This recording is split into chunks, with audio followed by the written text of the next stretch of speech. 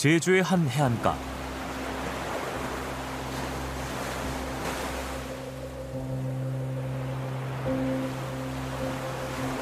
경찰과 해경, 군까지 총동원돼 대대적인 수색이 진행됩니다.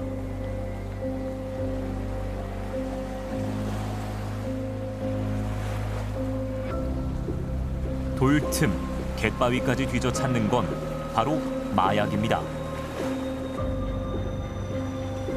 마약류 케타민 물체가 떠내려와서 네, 주로 갯바위 근처에서 지금 발견되고 있어서 현재 지금 수색 중입니다. 차 봉투에 담겨진 형태로 비닐에 쌓여서. 인근 바닷가에선 주민들까지 수색에 합류했습니다. 제가 발견하는 게 13번째였거든요. 들어보니까 알맹이 같은 게 좀 있었어요.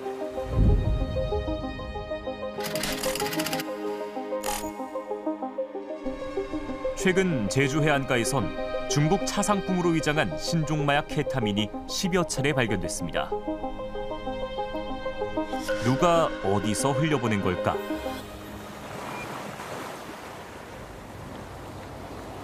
문제는 출처가 어디든 우리 해안으로, 우리 사회로 마약은 계속 스며들고 있다는 겁니다. 한국은 매력적인 그런 국제 마약 조직의 주요한 시장 중에 하나가 될 수밖에 없는 것 같습니다.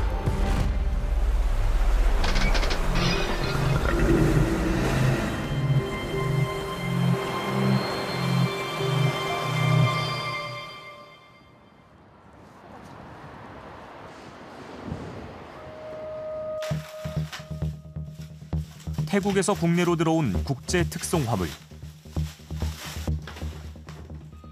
겉으로 보기엔 평범한 전압 안정기입니다.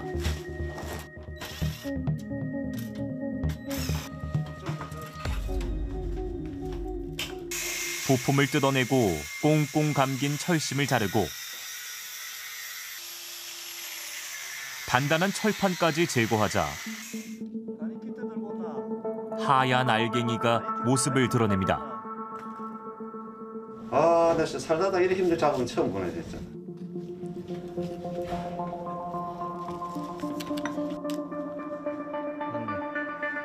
간이 시약 검사 결과 필로폰이었습니다. 그러면 어딘가 자기들 시설도 있다는 얘기인데. 그러니까 이거와 같이 협력되는 좀 업체가 있겠지. 근데 그런 시설이 있으니까 이게 사람을 못 갖는다.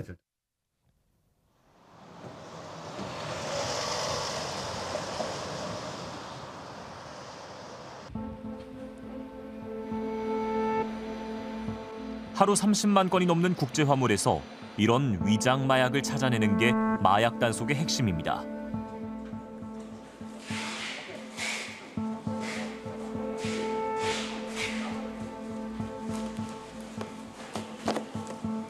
동남아에서 배송된 홈매트.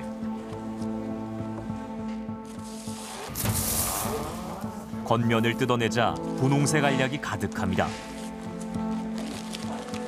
신종마약 야바입니다. 태국에서 주로 생산이 되는 거고 심각한 중독성으로 인해서 판매가 금지된 약품입니다. 커피 원두 엑스레이에선 의심스러운 신호가 포착됩니다.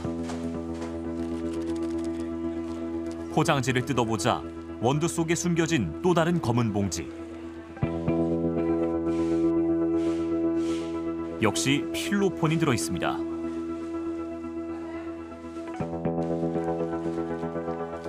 올해 들어 지난 10월까지 세관에 적발된 마약은 2,900kg. 이미 연간 최대치를 넘었습니다.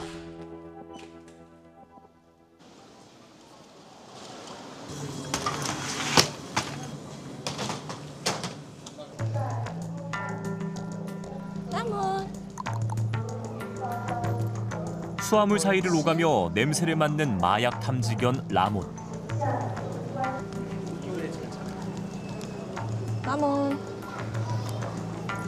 한 가방 앞에 멈추더니 계속 그 가방만 쫓기 시작합니다. 뭐 이상한 거를 좀 발견해서 이런 거죠? 예, 마모니가 지금 반응을 한 것 같아요. 찾아. 예.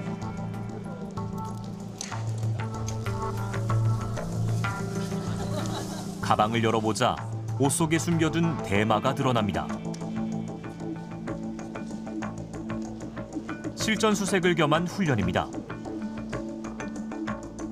능력 유지 훈련이라고 수시로 하고 있습니다. 인지된 마약 종류가 메삼페타민, 대마초, 코카인, 헤로인 뭐 이렇게 정도. 탐지견은 마약 검사 체계의 한 단계일 뿐. 이미 짐 검사가 이미 끝난 상태고 지금 현 상황에 공항에 들어온 모든 수화물은 먼저 엑스레이 검사들을 통과합니다. 마약 이상 음영이 있는지, 은닉되어 있는 부분이 있는지, 예를 들어서 신발 밑창이나 가방 밑부분에 은닉이 되어 있다고 의심이 되는 이제 이미지가 표출이 되면은 저희가 검사를 요청해서 검사를 하고.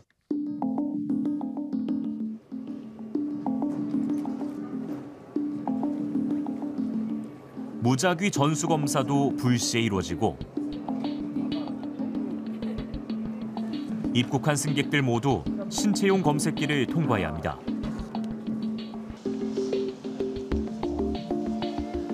소량의 마약을 지니고 검색대를 통과해봤더니 곧바로 신호가 잡힙니다. 올해 인천공항에서 적발된 마약만 800여 건. 특히 여행객 반입이 크게 늘었습니다.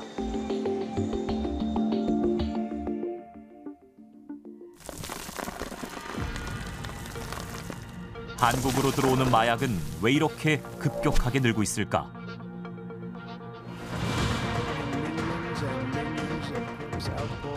취임과 동시에 마약과의 전쟁을 선포한 트럼프 대통령. And I will send troops to the southern border to repel the disastrous invasion of our country.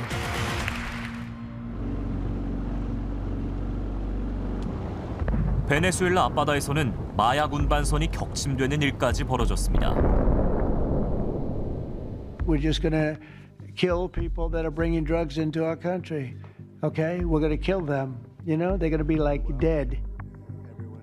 Has been for a long time. 미국 쪽이 마약 관련해서 국경을 굉장히 강력하게 봉쇄를 하고 있다 보니까 남미 쪽에 있는 마약 카르텔들이 북미로 보내야 될 그 마약들을 북미 시장에서 소비를 못하다 보니까 그걸 새로운 판도로서 아시아 시장을 개척하려 한다라는.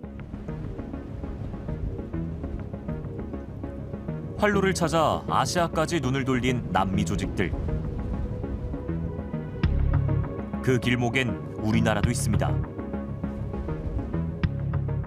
부산은 국제적인 컨테이너 물류 허브지 않습니까? 싱가포르, 홍콩, 두바이, 네덜란드 이런 나라들이 주요 마약의 경유지로서 활용되고 있습니다. 그만큼 물류나 교통이 발달되어.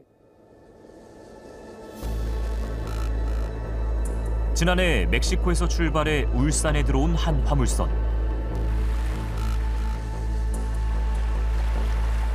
잠수부가 배 밑바닥에서 무언가를 건져 올립니다.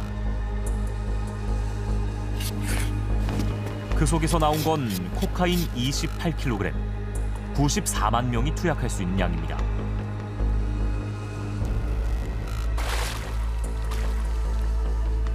올해 1월 부산항에 입항한 화물선 바닥에선 코카인 100kg이 적발됐습니다. 은닉 장소는 모두 시체스트라 불리는 선박의 해수 입구였습니다.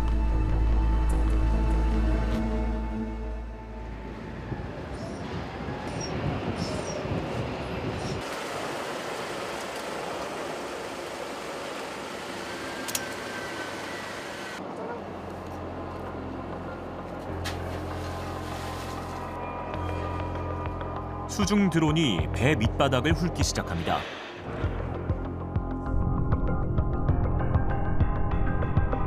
(10m) 아래 시체스트 공간들이 모습을 드러냅니다. 이 보통 마약이 있으면은 이 안에 이제 그 쇠붙이 이 부분에 줄을 묶어서 안에 은닉하거든요. 안에 보니까 공간이 아무것도 없는 걸 봐서 현재 이쪽은 없는 것 같습니다.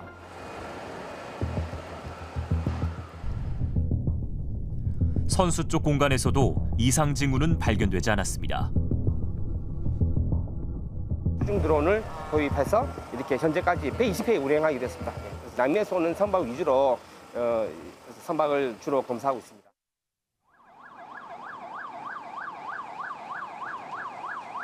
컨테이너 역시 주요 점검 대상.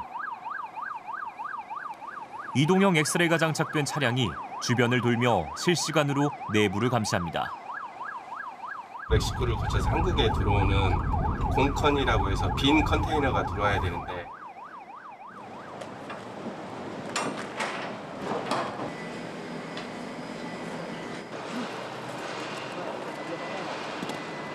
빈 컨테이너라는 신고와 달리 안에는 통조림이 가득 쌓여 있습니다.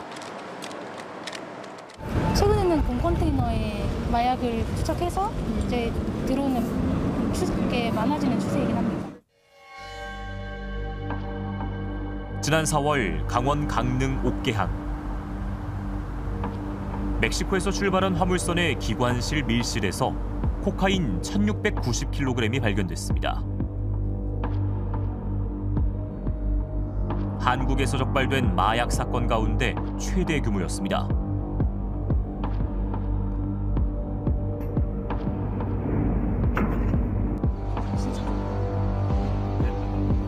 불과 한 달 뒤 부산 신항에 입항한 에콰도르발 화물선에서도 코카인 600kg이 추가로 적발됐습니다.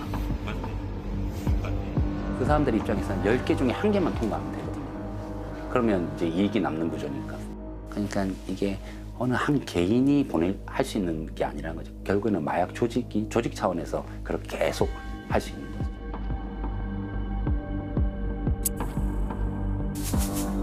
그렇게 끊임없이 국내 반입이 시도되는 마약.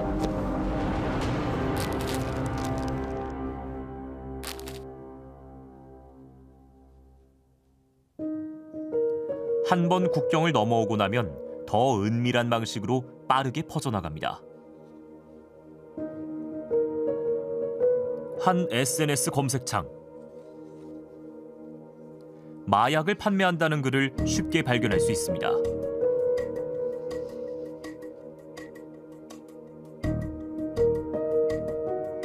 텔레그램 대화방에는 마약 가격표와 거래 방식이 곧바로 뜹니다. 좌표, 즉 정해진 위치에 마약을 숨겨두고 구매자가 찾아가는 방식, 일명 던지기입니다. 예전 같았으면은 누군가 마약을 유통하는 사람을 알아야지만 필로폰을 살 수 있었고, 누군가 필로폰을 투약하고 있는 사람을 알고 있어야지만 가능했다면, 요즘에는 전혀 아는 사람이 없더라도 인터넷에서 잠깐만 검색을 해도 판매선과 연락이 닿을 수 있고 쉽게 구입할 수 있게 되는 것이죠. 같은 대화방엔 건당 얼마, 매달 꾸준한 수익 같은 유혹적인 문구도 올라옵니다. 마약을 숨기고 전달할 사람, 일명 드라퍼를 모집하는 겁니다.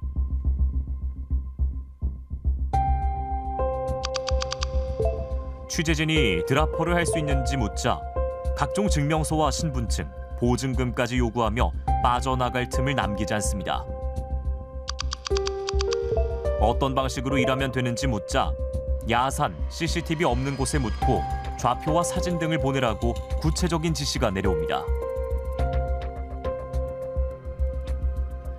단순한 아르바이트 같지만 이를 맡는 순간 심부름꾼 역할로 범죄 조직에 발을 들이게 되는 겁니다. 여기엔 10대, 20대 청년층도 빠르게 유입되고 있습니다. 누구나 쉽게 마약을 접할 수 있는 시대가 되었기 때문에 10대, 20대들이라고 해서 그 마약 유통업자들한테 접근을 했을 때 성인 인증을 요구하지도 않고 누구나 쉽게 구할 수 있고, 그 가격도 이 마약을 쉽게 구할 수 있는 것만큼 상대적으로 가격이 떨어져. 지난해 마약류를 취급하다 적발된 사람은 2만 3천여 명. 6년 새 2배 정도 늘었습니다. 수사기관 역시 대응 방식을 바꾸고 있습니다.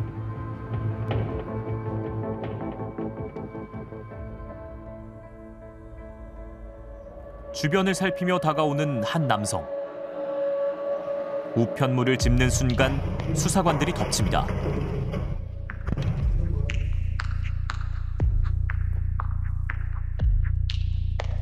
이번엔 해외 직구로 들어온 합성 대마. 이건 뭐예요? 6시간 잠복 끝에 택배를 찾으러 온 남성이 붙잡힙니다. 뭔지 알죠? 이거 마약류 가져가는 법률이요. 마약류 중수셰퍼예요. 더 큰 거래자, 즉 윗선을 잡기 위해 마약을 꺼낸 뒤 빈 상자를 미끼로 쓰는 수사기법 통제 배달입니다. 점조직으로 운영이 되다 보니까 그 한 사람만 잡는다고 해서 그 마약 조직 전체에 대한 전모가 드러나지 않습니다. 잠복을 하고 있다가 적발을 하게 되면 그 현장에 또 저희가 압수수색을 하게 됩니다. 그러면 그 현장에서 추가되는 마약 밀반입됐던 마약들이 또 보이게 됩니다. 거기에 대한 수사까지 이루어지기 때문에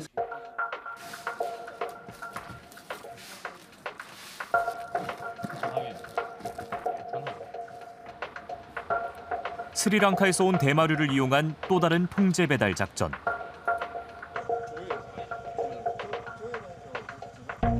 진짜처럼 보이도록 실제 집배원도 배달에 투입됩니다.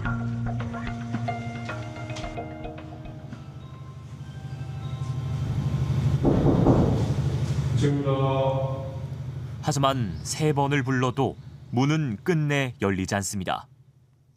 확률로 봤을 때 반반이랄까요? 비일비재합니다. 이런 실패는 수사력의 부족 때문이 아니라 조직이 그만큼 더 깊숙이 몸을 감춘다는 방증이기도 합니다.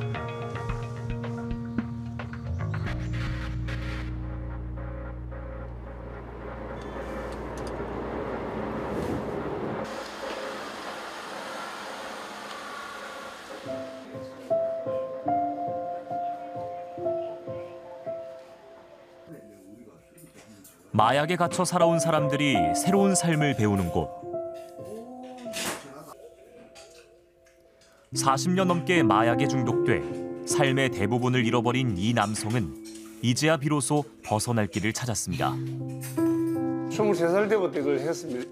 혈봉을 했습니다. 만 42년 했죠.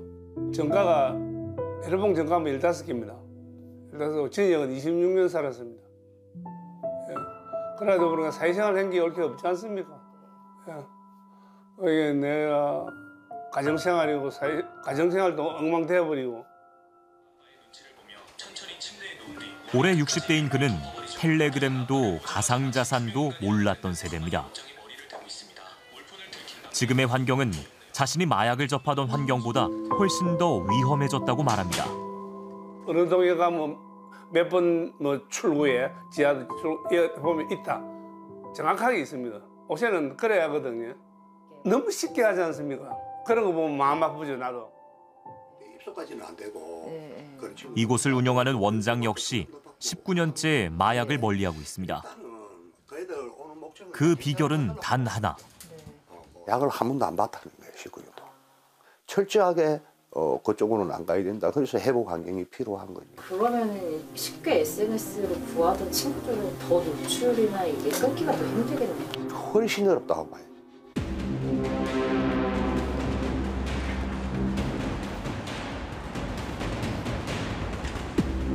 마약은 조용히, 그러나 집요하게 우리 사회로 들어오고 있습니다. 지금 막아내지 못하면 같은 절망은 또 다른 세대에게 되풀이될 수 있습니다.